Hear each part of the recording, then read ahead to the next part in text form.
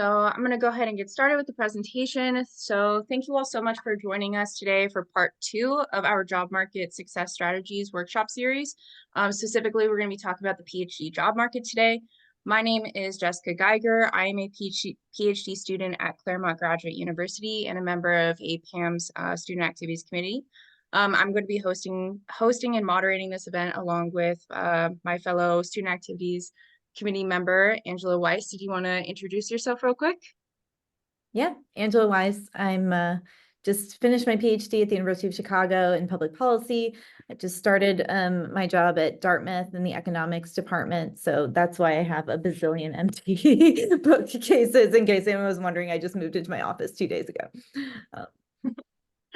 Right. Well, right on. Thank you, Angela. And then I also wanted to start by thanking our wonderful panelists, Heather, Derek, and Lauren, who will be introducing themselves a little bit later in the workshop. But before we get to our panelists, I'm going to give a brief overview of what you can expect on the PhD job market and then during the application process.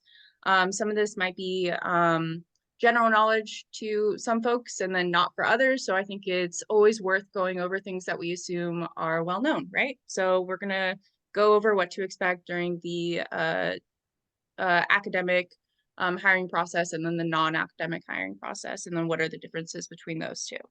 So then we will begin with our panelist Q&A portion of the event. And then at this point, we will have our panelists give their introductions. And then with whatever remaining time we have, we will turn it over to audience questions. All right, so first and foremost, what kind of jobs are out there for PhD candidates? Generally speaking, the job market for PhDs is split into 2 categories, like I mentioned, academic and non-academic jobs. So in the academic sphere, there are 3 main position types. First, we have our tenure track positions. This is just your professor, associate professor, assistant professor, etc. And then there are our non-tenure track positions, such as adjunct professors, lecturers, visiting professors.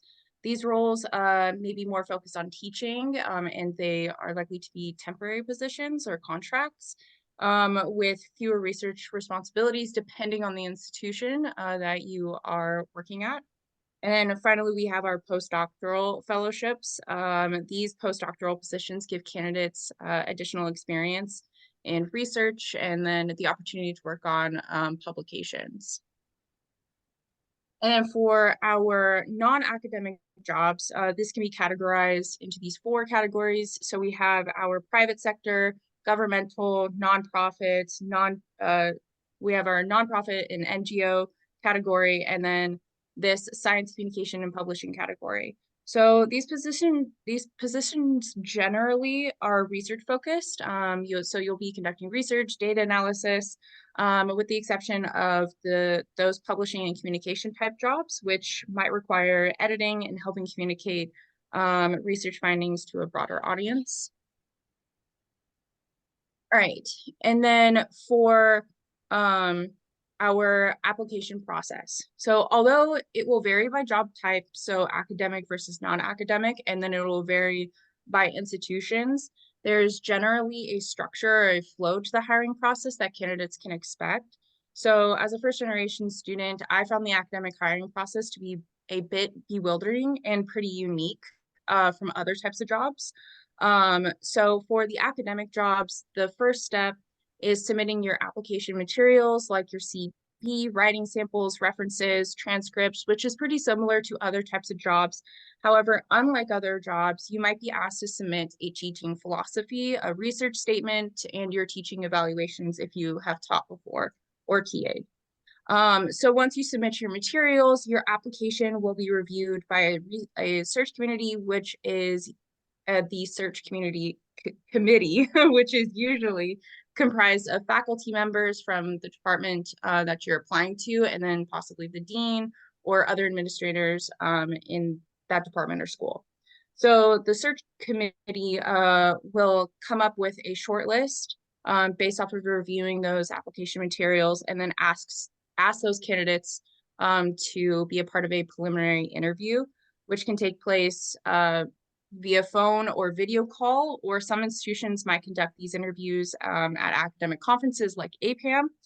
And then following these initial interviews, qualifying candidates are invited for on-campus interviews, which typically include meetings with faculty administrator and administration to discuss research interests and to assess the general compatibility with you and that institution.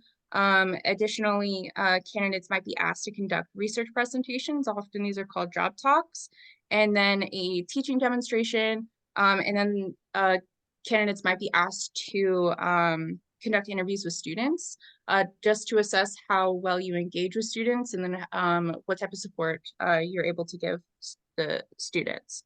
Finally, the search committee will make their determinations, and then at this point they'll send out their job offers, and then next comes the negotiating step, which we might cover a little bit in the Q&A, but I don't explicitly talk about it in this presentation. All right, so for non-academic jobs and the hiring process, I think the hiring process for the non-academic jobs is a little bit more straightforward. Candidates submit the standard application materials.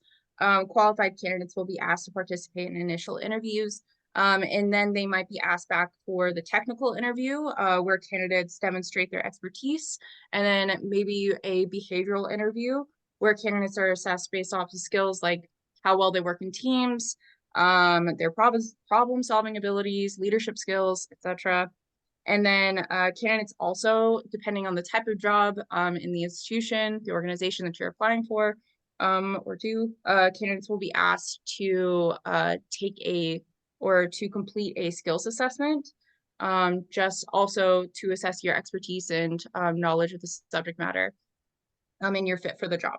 So finally, the hiring committee or whoever is on, the hiring committee will evaluate the potential candidates, and then those candidates will be selected and then sent job offers. Pretty standard.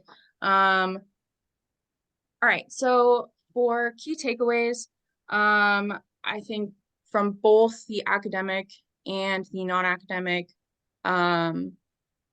hiring process and application process, preparing your application materials takes time.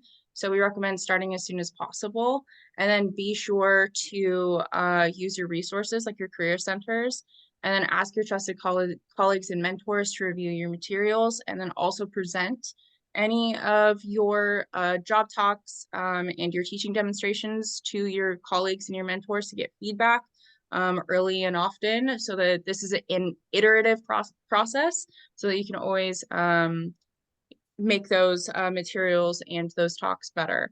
And then also the hiring process will vary greatly based off of the type of job and the institution. So we recommend keeping track of any job listings and their requirements in maybe like a Google Sheets or Excel spreadsheet, to make sure that you're not missing any of those key materials, and because you don't want to miss out on a job opportunity because you didn't submit one of those. So that's pretty much it. And I'm going to hand it over to our panelists to give a brief introduction. I'm going to stop sharing my screen here. All right, so go ahead. Any of you can go ahead and jump in and give your introduction. I'll start. I'm Heather Campbell. I'm at the Claremont Graduate University. I'm the director of the Division of Politics and Economics and also the Bradshaw Professor of Public Policy. My PhD is in public policy from Carnegie Mellon. I'm a longtime APPAMer. And I've held jobs at Arizona State University, which is a giant state school, and at Claremont Graduate University, which is a tiny private school. Great. I'll jump in. So I'm Derek. It's a pleasure to be here. So I'm a faculty member at the University of Virginia's Batten School of Leadership and Public Policy. So I'm starting my third year at UVA. This is my first job out of grad school. So I did my PhD at the Harris School at the University of Chicago. And so I can, I guess, bring two hopefully helpful perspectives here. One is as someone who is on the job market somewhat recently, but I've also served on the Batten School Search Committee for the past 2 years, and so happy to share some lessons from that experience as well. So great to be here. Thanks. Hi, everyone. My name is Lauren Toppenberg. I am a PhD candidate at Columbia University School of Social Work in the social policy track. I'm also a social science research analyst at the Social Security Administration and am working there full time. I'm hoping to wrap up my dissertation sooner rather than later, but I can offer some perspective on applying to jobs outside of that academic track.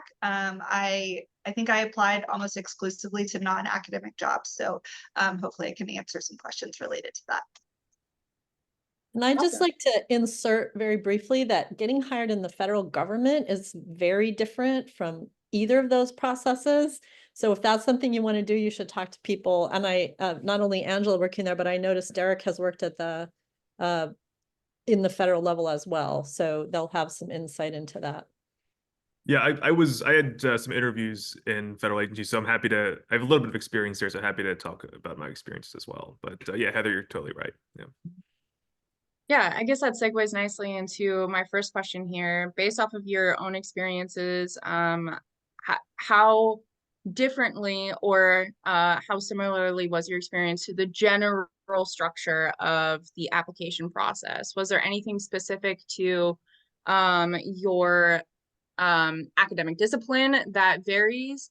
And then also speaking of the job type, just flagging things for people in the job market that they should be aware of for their specific disciplines or for whatever jobs that they may be interested in that is unique to that.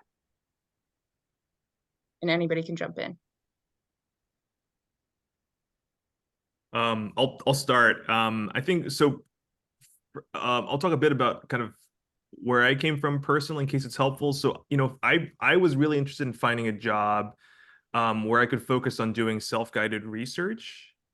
And so that I think narrowed my choice set sort of off the bat to academic jobs and also government jobs. Right. And so I think within academia, I was searching more for research-oriented positions. And so, I wanted to teach, but I wasn't sure I wanted to do a full-time teaching gig. So I think it really depends on your individual preferences and what you're interested in doing. I think the research that you do at nonprofits and industry is super interesting. In many cases, probably more interesting than the stuff that I'm doing. But it's I think it's different, right? It's faster paced. You're more responsive to day-to-day changes. But it's kind of less self-directed research. And so I think you kind of want to have a sense of whether or not that's the kind of research you're interested in doing versus self-guided research in picking the types of jobs that you're hoping to apply to. Yeah, so what I'm hearing is like really assessing what it is that you want out of your job, and then going from there to figure out what type of jobs you want to apply to. I mean, not only like the type of research that you want to do, it's also like what is that, the content, the research interest there too. All right, did anybody have anything that they want to add? Talking about their experiences in the job market. I know that we have some people who have recently been there. I did just want to say that you also do need to think in terms of what kind, not only the things that Derek mentioned, which are all important, but also the issue of what disciplinary focus you want to have. So if you have, so for example, for somebody like me who has a PhD in public policy, there are some public policy schools, of course, but they're not dominant, like economics programs or political science programs are everywhere. And so you need to be thinking in terms of whether you would be qualified for and interested in serving in a narrow disciplinary department, or whether you really want to be in an interdisciplinary department like public policy or public administration or something else like an environmental, something that's interdisciplinary but focused on a particular area like poverty or the environment or something. So you also want to kind of think broadly as you're trying to decide where you would apply based on the kind of work you want to be doing and with what kind of people. Are you someone who just really only wants to talk to other economists? Then you need to be in an econ program. But if you like being able to have like cross-disciplinary conversations, you don't want to be in an econ program. So, you want to think about that as well.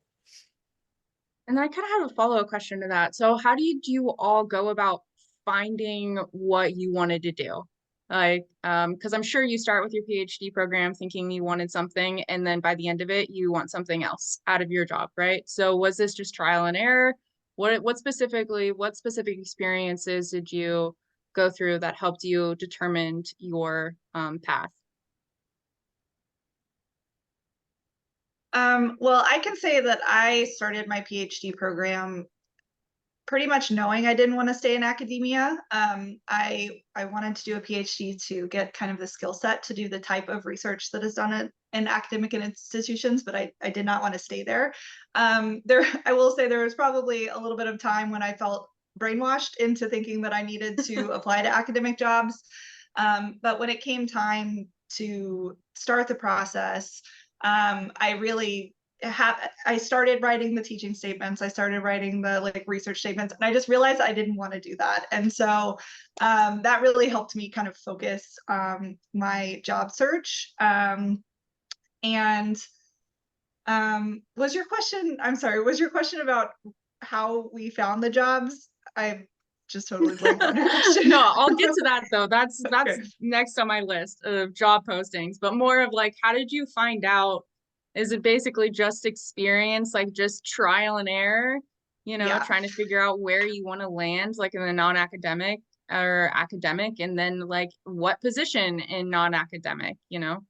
Yeah. So okay, I got my train of thought back now. Sorry. So I knowing that I didn't want to do academia, but really enjoying the research that I did during my program at academia really put me in kind of, like Derek said, very narrow options for jobs. And so I focused a lot on federal government jobs within statistical research centers, because there are a lot of PhDs in those centers doing independent research. And that was not something that was known to me before coming into my program. And I like through my PhD program, I did some trainings over the summers, and like sponsored by federal government programs, and learned kind of like the research that they were doing there. And that really helped me be like, okay, they hire economists, they hire social science researchers, they hire these very like specific titles. And so once I kind of found that out, that's when I started looking very targetedly for these types of jobs, knowing that I could still kind of do that independent research that I did during my PhD program. For me, I knew from the time that I was an undergraduate that I was interested in doing interdisciplinary things. I didn't want to be slotted into a single disciplinary stream. And that didn't change during my graduate program. That's probably one reason why I picked public policy rather than picking economics or political science or, you know, something else like that. But I did try to keep really alert and observe kind of my faculty and what they were doing and who they were interacting with and how that worked and so on. And one of the things, maybe this sounds kind of terrible, but I'm going to be honest. One of the things I realized at Carnegie Mellon when I was there was that I did not want to be at a truly top flight research school, because they do nothing but research. They don't care about the quality of their teaching. They never spend any time with their kids or their spouses.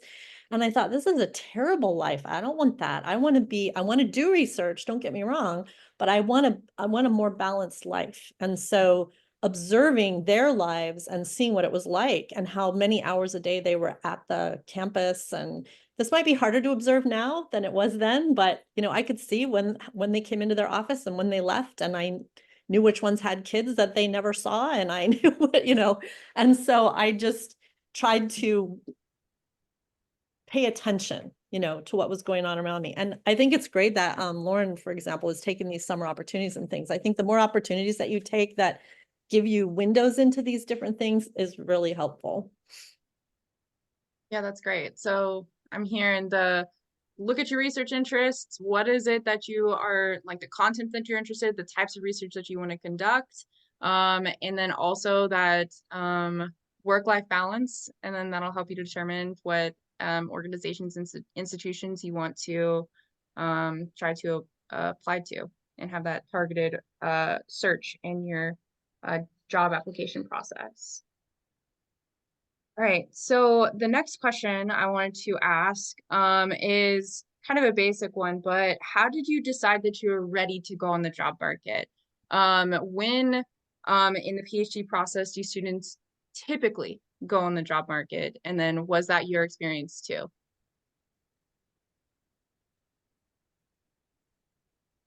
Again, I'm happy to take a quick stab at this. So, you know, I did my PhD at the Harris School, and I think typically at economics and more quantitative public policy schools, the default now is 6 years. I think that's sort of the expectation. And so my recommendation is if you're if you're essentially before your 5th year, don't worry about the market. You know, it can be this monster that stresses you out and you're going to overthink it. Don't worry about it. Just focus on research, focus on teaching, focus on TAing, have a nice work-life balance.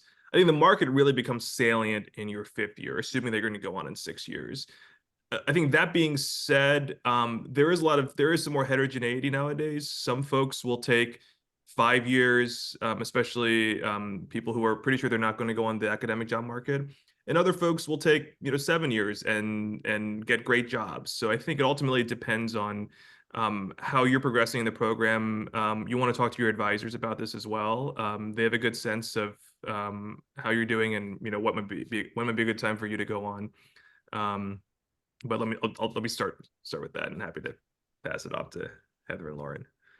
I think it's actually very difficult to decide. I mean, it's interesting to have some sort of set points like that, and I think that's helpful, but there's also kind of a balancing act between when the market is for you, which varies by the markets for each discipline are centered around the major research conference of that discipline.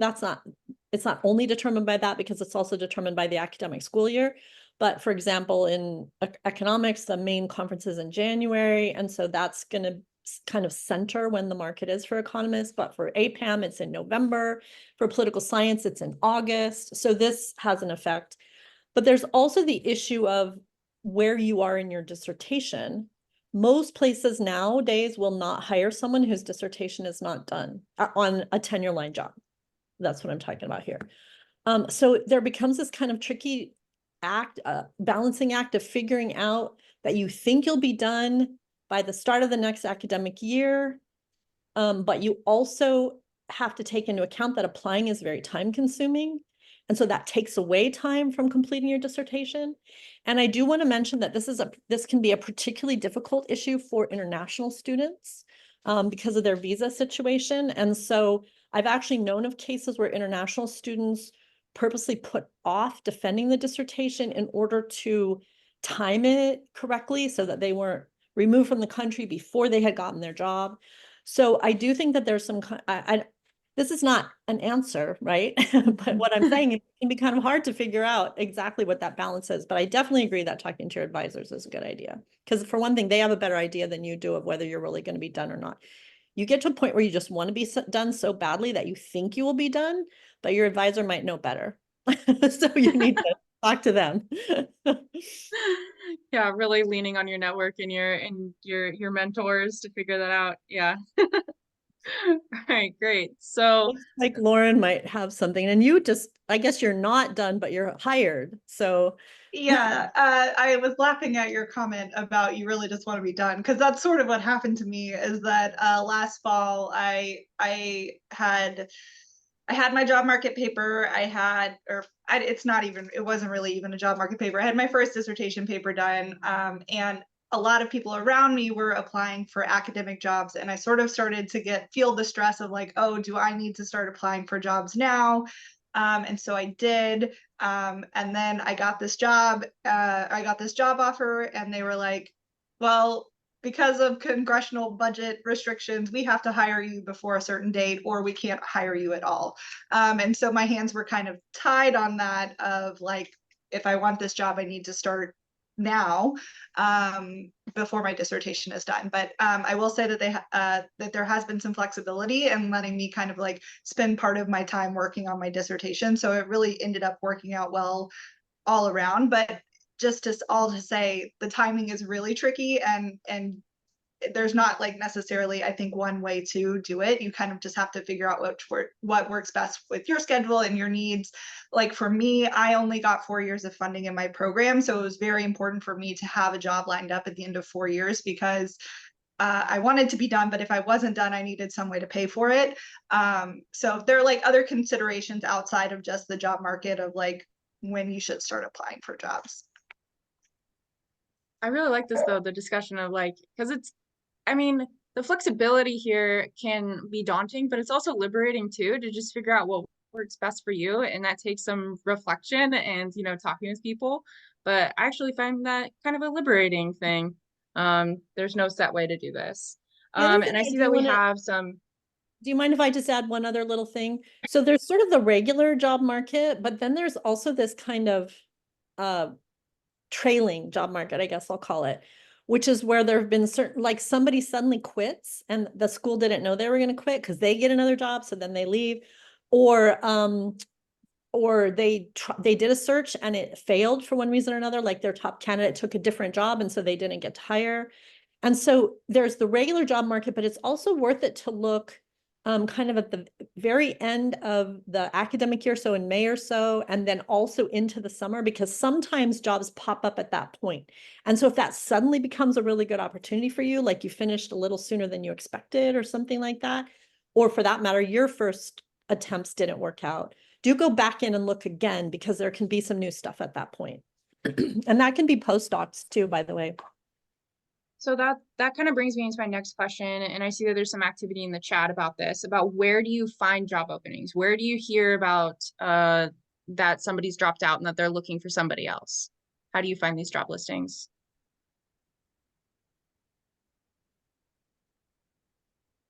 A lot of times you get, like, if you're not you, but your professors get letters in email from other universities saying, oh, we suddenly have this opening. If you've got any good students, please let them know. So one thing to do is to kind of make sure that your faculty know that you would be interested in that. And Jessica's at my school, so as you see, I send that stuff out right onto the listserv, but not everybody does that. So it's worth it to tell your faculty if you are interested in any such things. And again, I mean, you can look in all these other places. People will still post ads, especially state schools can have some pretty strict laws about posting ads so that it's a fair process. And so they will generally be posted in a national way. So are these posted on these, you have like all of these websites that you all linked in the chat. So are these are generally the places that you go to look, and not necessarily like LinkedIn. It's more of like these more specific websites. There's occasionally things on LinkedIn, at least in I mean, I'm not a power user of LinkedIn, so maybe I just have missed it. But in my experience, they're mostly more like adjunct types of jobs, not the kind of jobs that typically you want. I mean, it might be like a good tide over job, but these other sources are much more likely to have the kind of job that is at least for 1 to 3 years, as opposed to just this one course. Yeah, I don't know I can say, oh, go ahead. No, please, I was going to ask. Yeah, I was going to say, kind of to Heather's point. So like, I would continue to check these, various portals like Inside Higher Ed, Claremont Education, even after you've gotten interviews potentially, because, they will continually update with additional jobs with obviously less frequency than during the August, September, October phase when most of them do. And so do continue checking them. And then for me personally, I think I used a strict subset of the sources in the chat. I think I mostly used JOE, I used Inside Higher Ed, usajobs.gov, and that was where I sort of applied. But a lot of the organizations, like I put UAA on there, Urban Affairs Association. So if you're a member of that, you'll get a little newsletter, and it includes ads for jobs. So if you know a specific area that you're focused on and you can find an organization that has such a thing, then that can also be helpful specifically to your area. Obviously, you don't want to be on the Urban Affairs Association one if you're not interested in urban issues, but it's great if you are.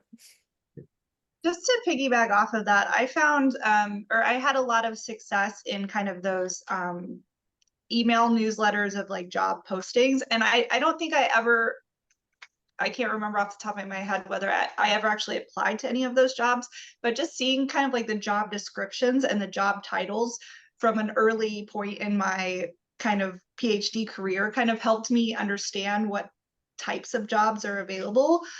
So for example, I'm thinking of PAA, Population Association of America, also APPAMs.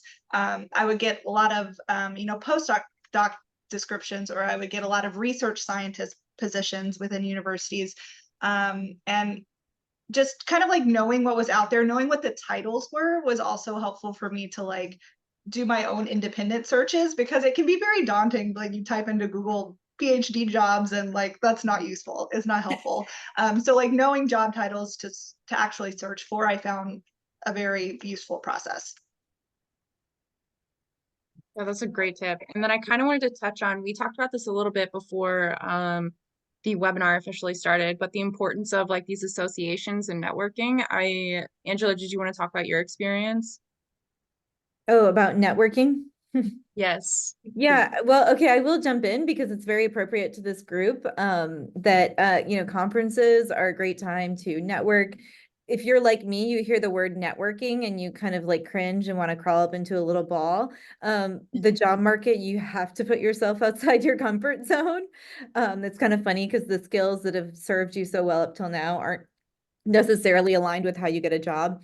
But I had an anecdote I was mentioning earlier that I actually networked my way to a flyout at APPAM. So I was just actually walking around in the hall and I saw an institution where I'd applied and had a really great conversation with, turned out was the head of the department who, when I applied to that school, I didn't even actually have the first round interview. It was straight to a flyout. And I understood later that conversation I had at APPAM was my first round interview. So that's like a very kind of like formal example. But even, I mean, just more broadly, it was so important. Every conference, I went to too many conferences in November. I was really swamped with them. But every time I would look at people's name tags, you see the institution and like, this is the time in your life to be a little bit shameless. If you see someone from a place where you're applying, go chat with them. Obviously you don't want to be sleazy about it, but it helps to have those face-to-face interactions. Those things are going to actually matter. Well, and like you said, you don't have to be sleazy. You can just be totally straightforward. You can say, I noticed that you guys are hiring and I'm thinking about applying, or I already did apply. And I wondered and have like a question or see if they have any questions for you. I wondered if you have any questions for me since we happen to meet, it doesn't, no, we're all doing this at some point. So Yeah. nobody's going to be horrified or shocked that you've done such a thing. And the name of the game is don't offer them follow-up. money. And follow-up is so important, sending that email after you chat with someone, just being like, it was so great to meet you, whatever it is, like, again, like, I don't think this comes naturally to a lot of us, but this is the time to engage those parts of your personality. And then I'll just, Angela alluded to this, but, sort of during your PhD, the skills you're taught are things like hunkering down and finding good research questions and executing that research and doing all that stuff. And then you're suddenly expected to turn into this master marketer of your work during the job market. And, I was not prepared for that. And so I think one of the really underrated skills during the market is just the ability to communicate. Whether that's through being able to present your work, pitch it in a concise fashion, writing an effective abstract, having a catchy title, it's like all of these things are sort of part of communication. And so one of the ways to, I think, improve your communication, at least one of the ways that I went about it during my PhD, was to try and present at various conferences, at various seminars if possible. That, again, get you out of your comfort zone, because you'll be doing lots of that on the job market. You also should have an elevator pitch on your research. If someone says to you, so what are you doing your research on? Don't say, oh, well, it's not really that interesting, but my advisor wanted me. Don't say that. Not say that. Have like a nice, cogent, one sentence, why it's interesting, maybe 3 sentences kind of a thing. And yeah, you absolutely do need to do that. And I wanted to bring that up about I just want to make sure we don't miss this. So on the job talk, that is if you get an on-campus interview, that's the single most important part of the on-campus interview. Not to say that all the rest isn't important, and Remember, this will take between 1 and 3 days, depending on where you're going and so on. But before you go, ask who your audience will be and structure your talk to your audience. One of the mistakes that I've seen people make is that they assume that everybody there is a time series economist, and who's there is an entire array of people from 5 or 6 different disciplines and also students.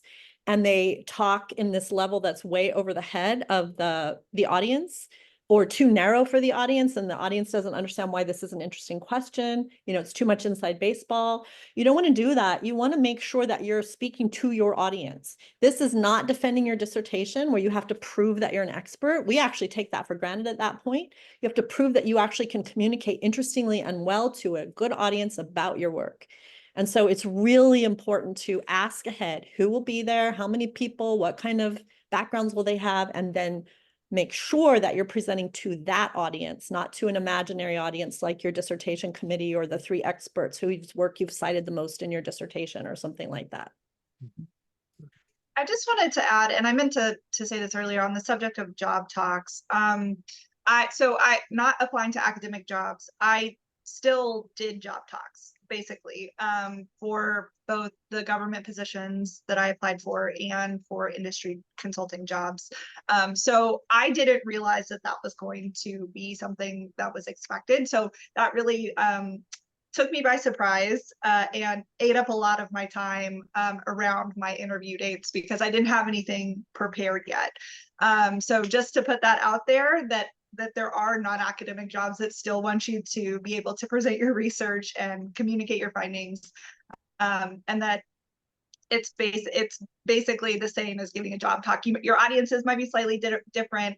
Your kind of conclusions at the end or policy implications, depending on if you're in, outward facing role, inward facing role, might be a little bit different, but you'll still need to prepare some things for those types of jobs. So just wanted to warn folks if they're going to go down that route. All right, cool. And then I think we kind of touched on this a little bit, but I wanted to ask, so what's the ideal post-interview strategy or post-job talk strategy to stay in communication with these institutions while you're patiently awaiting their determination? Well, the most impressive thing I ever saw anybody do afterwards was actually write handwritten thank you notes to most of the people that they had interacted with.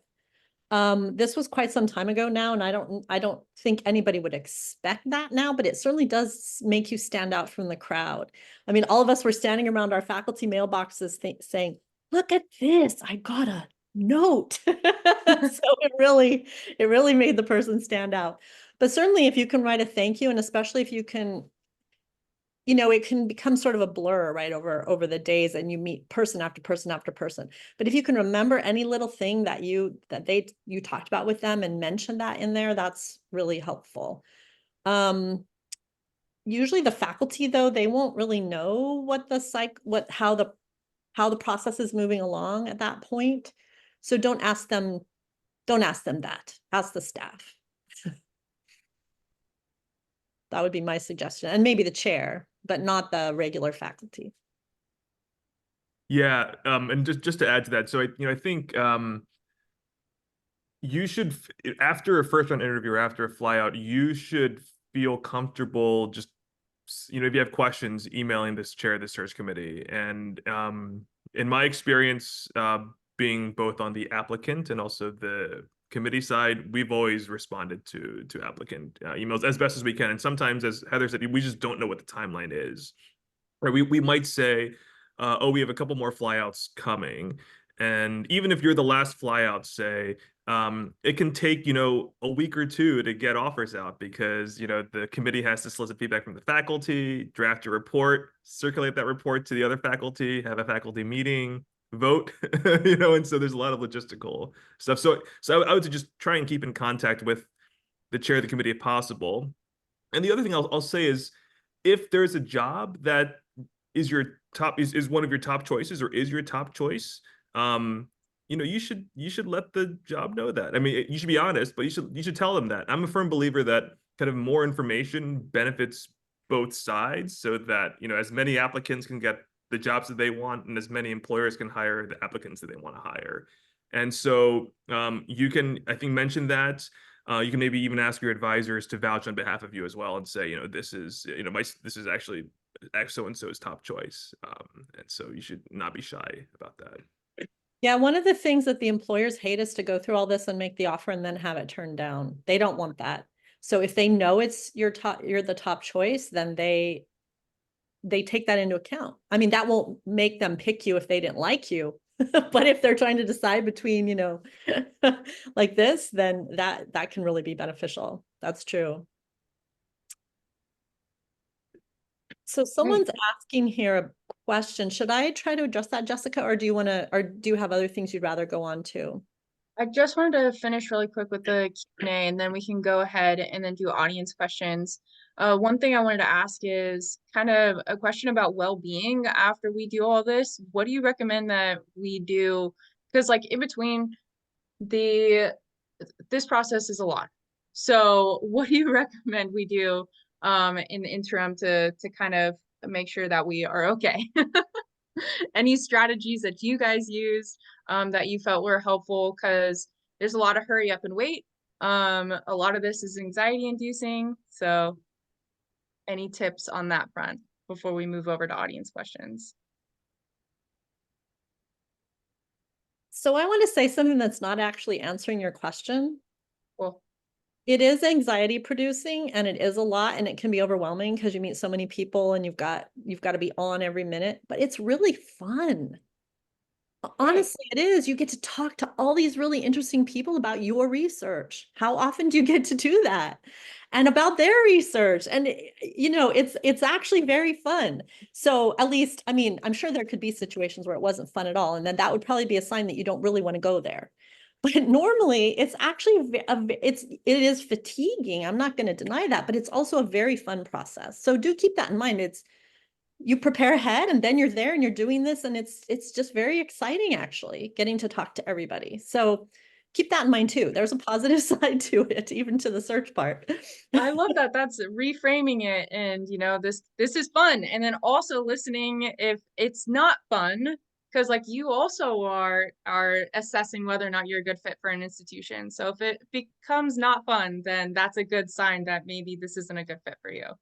Yep. So that's great. Derek, did you want to add anything? Yeah, I just wanted to second what Heather said. I actually thought that, you know, the market is fun if you make it fun, right? That the way that I saw it was that, you know, there are these people now who are genuinely interested in hearing about your research, whether or not you get an offer. Like it's, you know, it's an amazing opportunity to present your work to people and get their undivided attention for, you know, 30 minutes during the first interview or for a whole day.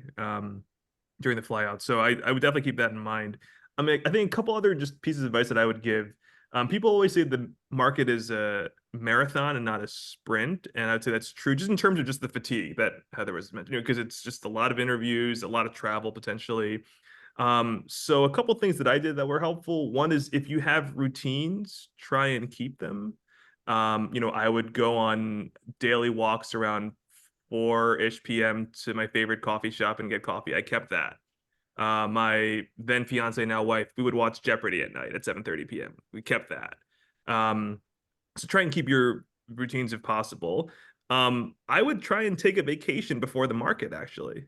People are talking about taking vacations after the market. You know, if you have time, you're, you know, and you're okay, you know, you're in decent shape with your paper and your materials, take some time off before the market starts. And then I'd also say try and keep your advisors and mentors posted as frequently as possible. They're going to be your biggest advocates through this process, and they can, you know, help push buttons or pull strings behind the scenes. And so to the extent that they kind of know what your preferences are, they know what your interviews are like and what your offers are, they can help you quite a bit. So don't be shy about asking your advisors and mentors for help. That's great. So keeping up with your work-life balance and your routines, making sure that you're doing the things that you love to do in this process. Angela, did you want to add anything? I do want to jump in because as someone, I think I did everything wrong from a mental health perspective during the market. So, Okay. you know, hearing these positive things, I'm like, wow, that's great. I'll tell you some of the things I did that I wish I hadn't. I checked my email every 5 seconds. Okay. Like, you know, because there's so much waiting. After interviews, there's so much ghosting, right? I was actually shocked at how frequently I would interview and then never hear a word. There were some flyouts where I never heard a word. Okay, so imagine you've flown and spent some, you know, and then you kind of have to follow up. There's a lot of ghosting because they're keeping their options open, right? They don't, but I don't think I handled it very well. I was checking, you know, my email far too frequently, wake up in the middle of the night, check your email. What they're not going to email you in the middle of the night. So whatever you can do to kind of like just kind of buffer, like put systems in place to not get sucked into that.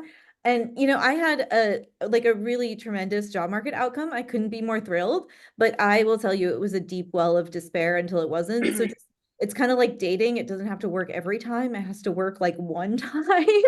So just keeping those things in mind and just not being too hard on yourself all throughout. Don't beat yourself up if you are feeling a lot of anxiety and like dark, you know, difficult feelings. Therapy, right? You know, having people you can talk to, also having professionals that you can talk to, because you know, it depends. People's experiences are different, but for me, it was an extraordinarily difficult time from a mental health perspective. So I just wanted to put that out there just so people know that you're not alone if you are going through a really difficult time. Yeah, thank you, Angela, for that. And yeah, if you have the luxury of deleting your email from your phone, maybe do that. Um,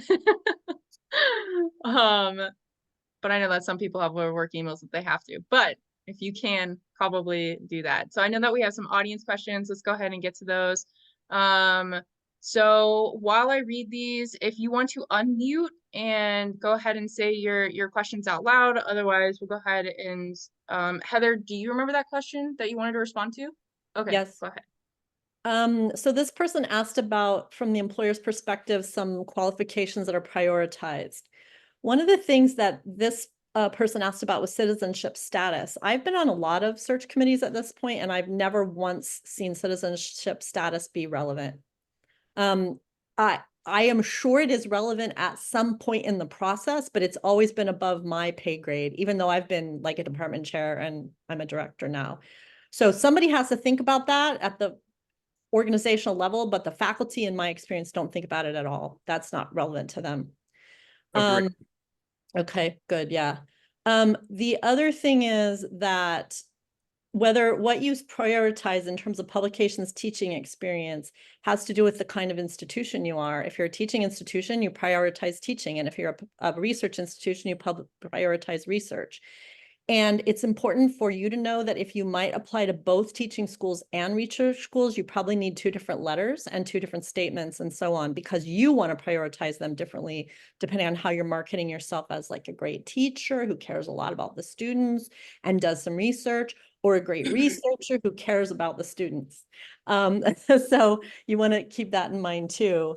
And the most important things, honestly, is your letter, your focus on the specific job they're advertising. Please don't send out these scattershot letters to everybody in the universe, even if your qualifications are not the qualifications they're asking for.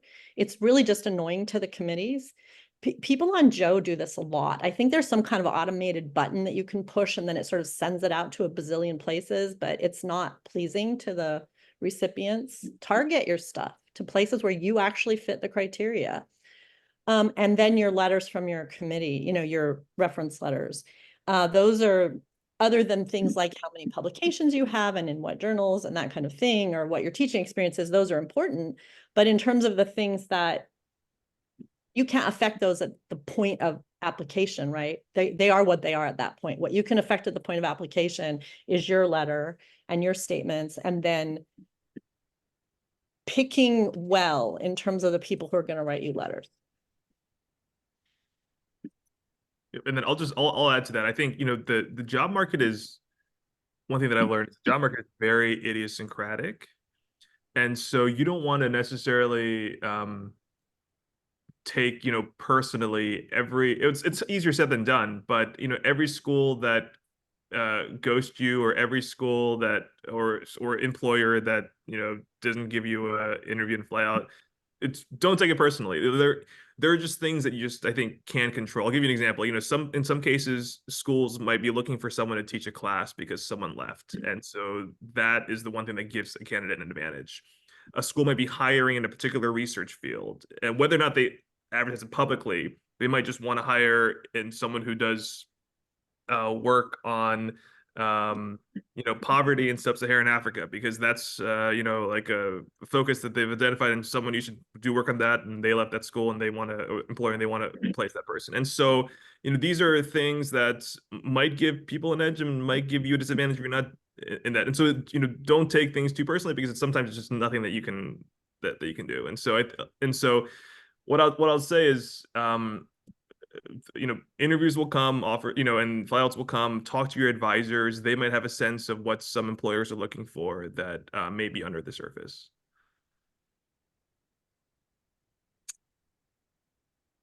Yeah, and I think that sort of goes to the other question that's in the chat that I'm seeing. It's what things have made a real difference in choosing one candidate over the other in your experience.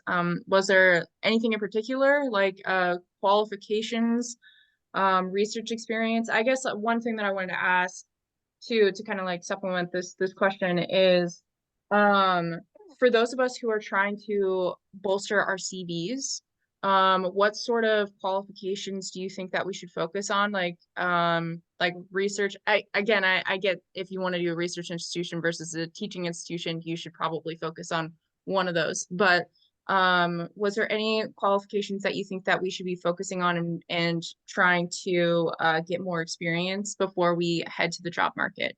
That was convoluted, but you can. Any responses to that? I'll just say that once you get the flyout, you are on a very short list. Typically, depending on the school, they're going to fly usually 3, but usually it's no fewer than 2 and no more than 5. So at that point, you actually have a really good chance of getting an offer. But again, I agree with Derek. Don't over analyze if you don't. It doesn't necessarily mean you did anything bad. I mean, did you see that race where the one guy won by 0.005 seconds, right? In the Olympics? I mean, the thing is, now at this point, sort of everyone's great, and there can be these very idiosyncratic things as to why they picked one person over another. But what you don't want to do is kind of screw up. You don't want to be rude to anybody. You don't want to behave inappropriately. You don't want to. One of the things that I've seen people do that is quite annoying to many in the audience is when you're giving your talk and somebody raises their hand and asks a question, you say, oh, well, I want to get through my talk. I'll answer your questions at the end. Don't do that. Answer the question. And as best you can, maybe you don't know the answer and then say, oh gosh, that's really interesting. I've never thought about that. Or, let me write that down and I'll try to come back to that because I don't have an answer to that right now, but be responsive. Don't be dismissive. So for me, when I've seen people, what's easier for me to remember is when people didn't get the job from the flyout is because they did something dumb. I was one time in an interview, the guy had done other things that had already annoyed us, but during the meeting with the faculty sitting around the conference room, he put his feet up on the table and rocked back in his chair with his shoes on the table.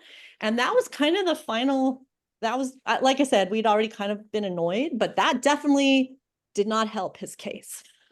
So be alert to not being annoying. Yeah. I don't know if anybody else wants to, especially people who've been on committees, wants to say anything. I do want to ask this one question before we do our closing remarks here that I thought was interesting. So we have somebody who asked, you mentioned this a bit earlier, but for those of us who have interdisciplinary PhDs and do not want or can't make the sell for a disciplinary department, what do you think is the current state realistic chance on the sprawling interdisciplinary academic job market for public policy affairs, etc.? Disciplines still are very strong.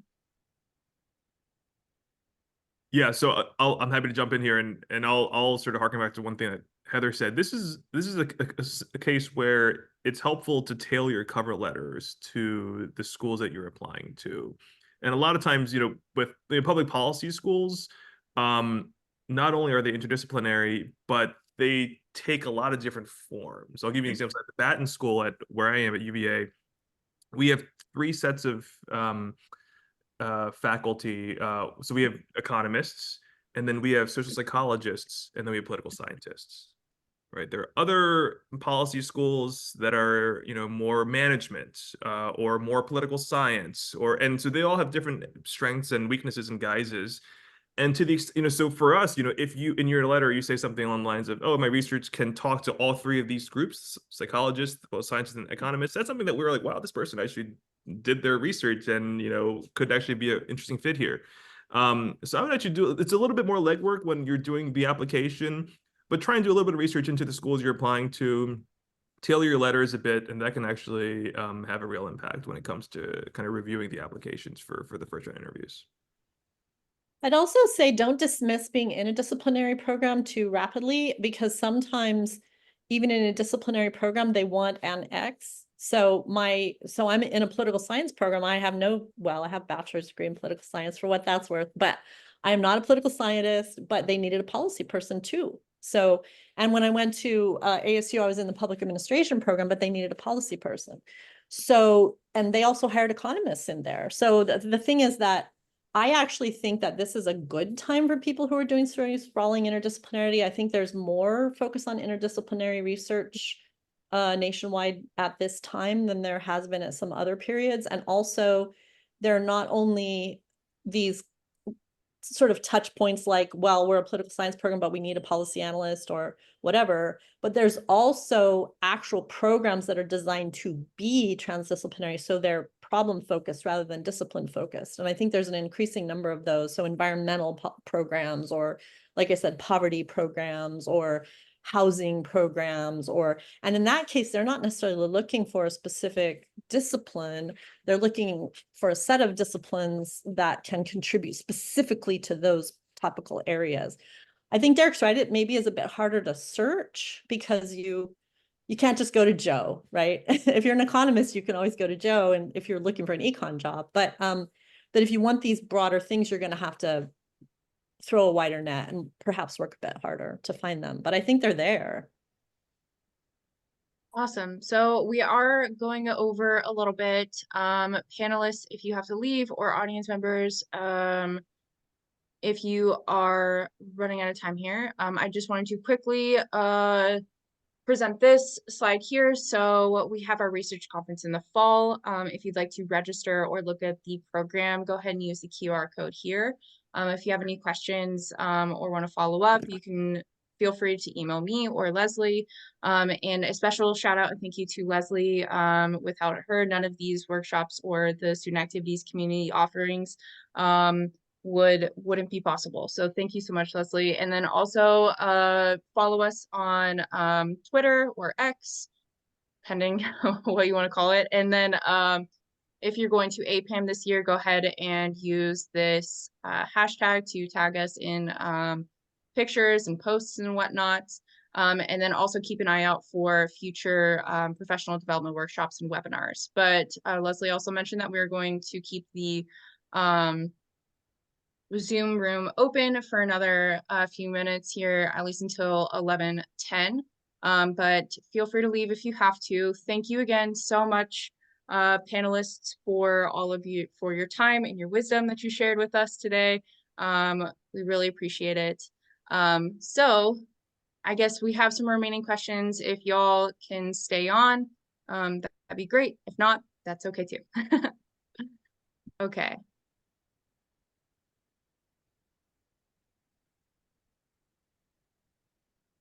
Yeah, it looks like we answered the question about the 5th versus 6th years discussion. And I think there was one more. Could you suggest gambling research centers known to hire postdocs or fellows? That seems like a very specific question. I'm not sure that I have the answer to that. I'm sorry, what was that question? The question was, could you suggest gambling research centers known to hire postdocs or fellows? Gambling. Huh. I'm not aware of that, but I do know some states that have lotteries hire gambling researchers because there's a lot of concern about gambling addiction, and they at least don't want to appear to be feeding that. Appear to be. Well, they're promoting lotteries and gambling, so. I saw there was a question about postdocs and whether they're at a disadvantage, and I thought that might be a good chance for you guys to talk a little bit about the state of the market. And I know like postdocs and lateral moves, I think they're actually at an advantage, but I'd love to hear your take on that. Yeah, so I'll jump in. Answer is no. I don't think there's a disadvantage. Provided you're in a postdoc, you have a couple more years to do research, and then you have some nice research at the end of it that you can sell. That's great. And if anything, it puts you at an advantage. My sense is COVID really screwed up the market. There was a shortage of jobs in 2020, 2021, but there was not a shortage of really high qualified candidates. And so I think a lot of folks were underplaced in 2020, 2021. And so over the past couple of years, at least when I've been on the committee, on committees, we've seen sort of this market try to adjust. Lots of like people are doing lateral moves. They're 2 or 3 years out of their PhD, and I think they're maybe weren't satisfied with their initial placement and trying to move. And so I think the market is steadily recovering. Every year is better than the last one. There are more jobs that are available. But I think if anything, kind of if you're a postdoc or you're actually in you already have a job out of your PhD. This is a time where you're at the least disadvantaged because there's so much kind of movement in the market. Yeah, so that's just my take. And I agree with Derek. I've never seen having a postdoc be a disadvantage, only an advantage, or neutral. Yeah. I have a quick question about I don't know. I haven't been monitoring the chat as well as if I should. So Angela, if something else is in there, go ahead and interrupt me. But I was curious about, do you guys take into consideration like other job experience outside of, especially for like mid-career or like people who switch careers, like if they have any practical experience in the field, like does that come into consideration at all during the search? I guess specifically for academic jobs. I feel like Angela should answer this one because Angela's the coolest pre-PhD experience.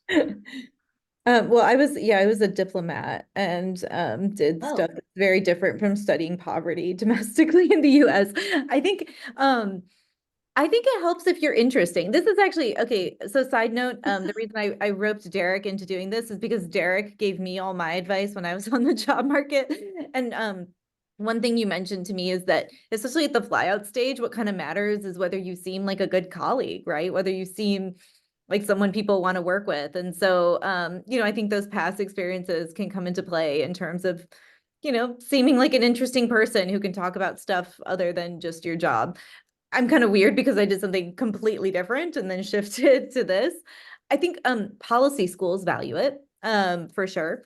Econ departments, not directly, right? It's not really going to immediately play into their decision making, but for policy schools, I think having a diverse background actually was a strength. In econ schools, it was more just it gave us something interesting to talk about at dinner. So Yeah, and I would say also in addition to policy, public administration programs value it. They value it for at least 2 reasons. One is so many of their students are mid-career themselves that they sometimes the mid-career students are not pleased to be taking classes from people that appear to them to be inexperienced children. And so they like it if you're like a little bit older and a little bit more experienced. But then in addition, if you really have done something that's relevant, then and you can bring that into your teaching so that you're combining the research with the experience, then that's considered to be a better pedagogy for mid-career public administration folks than just somebody who's straight out of grad school. Would you highlight that in your CV or like, I don't know, I guess it depends on what they're asking for in the posting, right? But do you think it would be worth it? You I mean, your could, cover letter, it not your might be better CV. in the letter. Yeah. It's good if there's a big gap, if there's gonna be a big gap in your CV, you definitely want to make sure you include it somewhere so they can piece you together and figure out why I spent 5 years not doing anything relevant. Mm. Yeah, it's a good tip. All right, cool. So I think we've officially reached our time here. If y'all have any other questions and want to follow up, please feel free to do so. I know that Heather put her email in there. I have my email too, that I can put in the chat. You can go ahead and follow up with us. Yeah, thank you, Derek.